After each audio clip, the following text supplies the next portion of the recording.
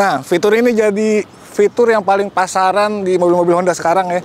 Bahkan untuk sedan termurahnya pun udah pakai fitur auto start engine yang bisa dari jauh. Jadi kalau misalnya mobil kayak sekarang lagi kejemur, itu ruang kabin bisa cepet dingin sebelum kita masuk ke dalam kabin. Nah, bicara soal sedan termurah Honda, ini adalah Honda City yang all new, yang sebelumnya itu udah ada versi hatchbacknya. Makanya bisa kita bilang ini adalah sebuah mobil baru yang langka karena nggak ada yang mau beli kali ya. Jadi gue jarang banget lihat ini di jalanan, tapi bukan berarti ini nggak layak. Nah, untuk tahu kelayakan seperti apa, simak plus minusnya di video ini. Jangan lupa like dan subscribe, pantengin terus videonya.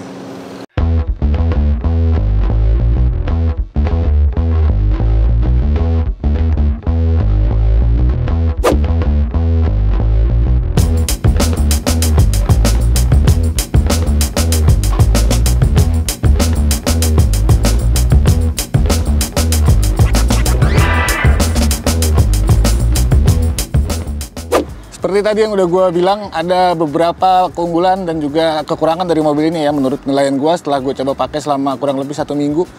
Sekarang kita bahas keunggulan ini dulu. Yang pertama, ini mobil bensinnya irit banget. Jadi gue pakai kombinasi ya, mau di perkotaan, mau di jalan tol, keluar kota segala macam, itu rata-rata konsumsi BBM-nya 1:15 atau 15 km per liter. Ini menurut gue irit banget. Gue ngisinya juga pakai Pertamax.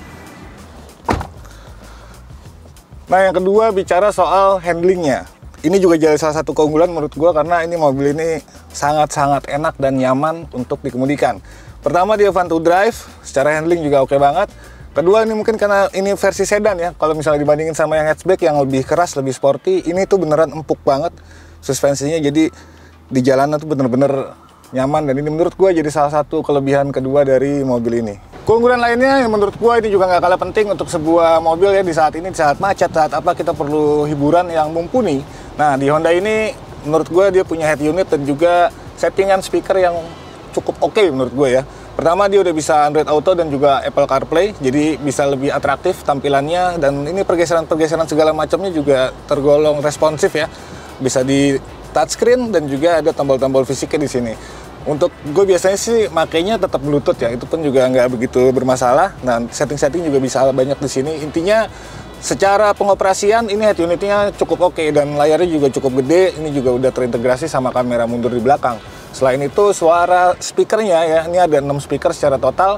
Itu menurut gue lumayan bagus. Dia treble-nya jernih, mid-nya juga jelas, dan bass-nya walaupun memang kurang nendang tapi cukup empuk dan juga tebal. Jadinya ya untuk menikmati dalam sebuah kabin mobil ini cukup oke.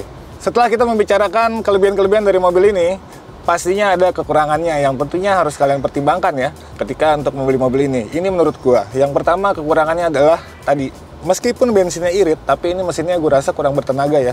Dia pakai mesin 1500 cc iVTEC. Nah, ini tenaganya 121 PS dan torsinya itu sekitar 141 Nm. Tapi yang gue rasakan ini mobil kayak dicekek gitu, kayak ketahan. Kalau misalnya akselerasi, suara mesinnya doang yang gerung, tapi dia nggak jalan gitu. Padahal ini secara CVT, transmisi CVT-nya ini menurut gue juga cukup oke. Nah, lu pakai yang S sekalipun, di dalam kota itu oke lah. Dia jadi lebih responsif karena putaran mesinnya lebih tinggi ya. Tapi ketika di jalan tol, di Cipularang kemarin gue pakai agak tanjakan, itu gue paksa pakai S, ya mobil cuma mesinnya doang yang gerung, itu bahkan sampai hampir red line, tapi nggak maju gitu loh, kayak ketahan. Itu intinya gitulah, untuk sebuah sedan ekspektasi gue harusnya dia bisa lebih bertenaga gitu, tapi ya mungkin ini ngejar balance ya antara konsumsi bahan bakar yang irit dan juga performa yang cukup. Tapi biar gimana pun itu jadi satu kekurangan buat gue.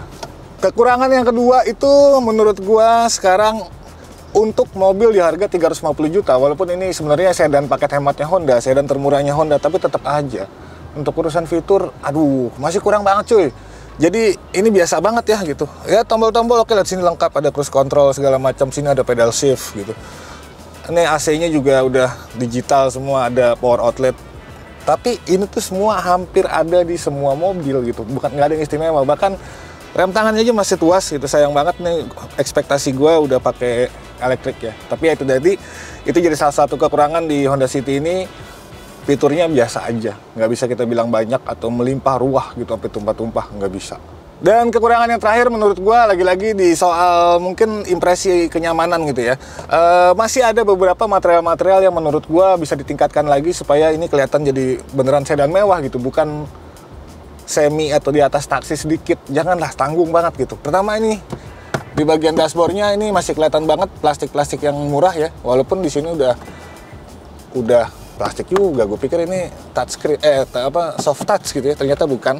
Nah, jadi ini plastik-plastik itu masih kelihatan murah. Di door trim juga ini masih kelihatan murahan. Terus di bagian sininya nih buat power window segala macamnya juga ini masih kelihatan biasa aja gitu. Termasuk untuk joknya yang siapa tahu bisa kulit gitu ya, tapi ini ternyata masih pakai bahan pabrik biasa dan motifnya juga biasa aja. Jadi memang ya secara fun to drive tadi enak ya, tapi kalau untuk nuansa di dalam kabinnya ini mobil biasa aja sih gitu, nggak memancarkan kemewahan seperti di iklan-iklannya. Dan ini menurut gue jadi satu kekurangan sebelum kalian mempertimbangkan untuk beli Honda City ini.